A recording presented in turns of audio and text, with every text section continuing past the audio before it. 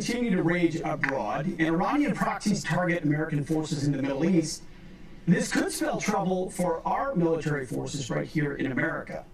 As senior leaders warn that 2024 will see major structural changes for the Army, and recent reports say major cuts could even come from the branch's elite special forces. Which units could be headed for the chopping block? That's the question we asked this morning.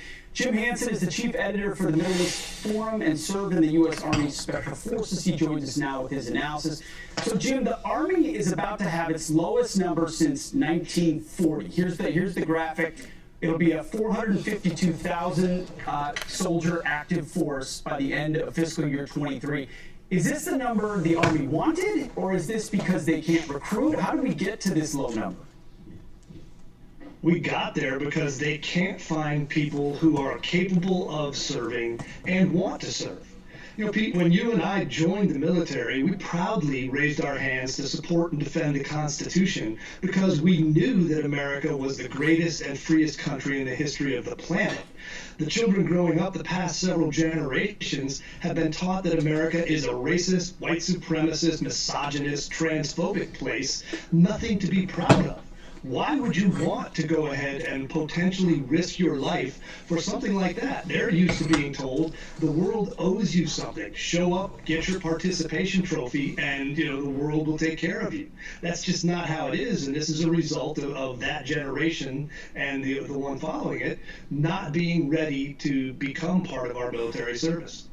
And the types of units they're cutting, Jim, it raises eyebrows. The Army Secretary, Christine Wormuth, I'm sure she's a warfighter, says the reduction will come from close combat forces and special operations as well. Is that where we should be cutting from?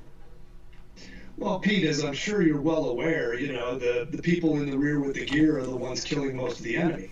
And I want dog support troops. We play that game inside the military, but you have to have the people at the pointy end of the spear, or you're not going to be something that first is a deterrent, and second, if called upon, can actually take the fight to the enemy. And they're looking at it now and saying, well, we can't get people willing to do that, or we don't want to, which is even scarier. And now they're just saying, we'll just find whoever we can, and we'll put them in a room with a computer, and they'll save the free world. That's just not how it works. And Jim, I know you're in touch with a lot of guys still serving. I am as well. What's your sense of the morale, of the ethos of today's Army under the Biden administration? It's sad. I think the one thing you could say is the people who are still willing to serve, who have that warrior spirit, are demoralized because they spend more time practicing their pronouns and doing pride parades than they do fighting and practicing for war. So I think we have to change the mentality, first of the country, that says the military and the United States are worthy things. And then second, change the mentality inside the military that you have to focus on war fighting, not on wokeness.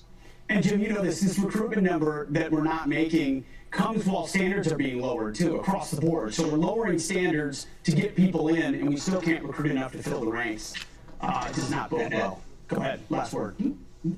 No, you have to be able to uphold the standards. You can't lower them and say, well, maybe this will still be okay. That, again, is not conducive to having the fighting force we need in a world that's on fire. Had a senior leader recently say, we're not changing the standards, we're just adapting them. Okay. Right. Down. Yeah, exactly. Jim, thank you very much. Happy New Year.